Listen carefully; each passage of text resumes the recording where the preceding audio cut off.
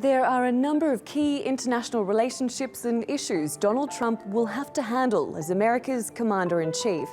Let's begin with Russia. If Putin likes Donald Trump, guess what, folks? That's called an asset, not a liability.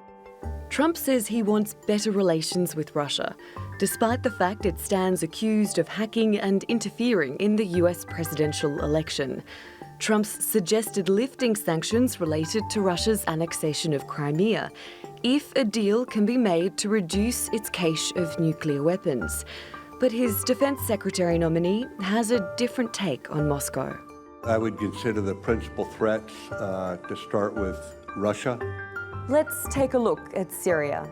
ISIS will be gone if I'm elected president. Donald Trump hasn't explained his plans for how or when his administration will defeat Daesh, but he says the US has been too predictable in the past.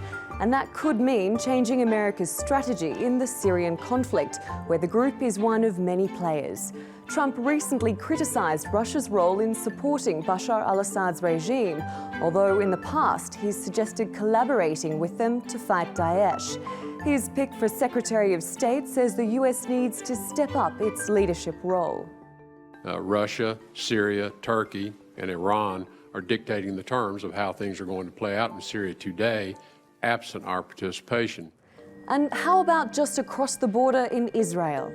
The days of treating Israel like a second-class citizen will end on day one. His pick for US Ambassador to Israel, David Friedman, supports the controversial idea of moving the embassy to Jerusalem. And he says he won't pressure Israel into a two-state solution with Palestine. That's the opposite of President Barack Obama's policy. Trump's core strategy will most likely be determined by his son-in-law, Jared Kushner, recently appointed as the Middle East peace envoy. Let's travel now to China. China. Trump says China's killing and raping the US when it comes to trade, and criticised its military buildup in the South China Sea. But his comments that everything is under negotiation, including one China, have provoked condemnation. Beijing says the whole basis of its relationship with the US is that it recognises the one China policy, and that Taiwan is an inalienable part of the nation. How will Trump handle NATO?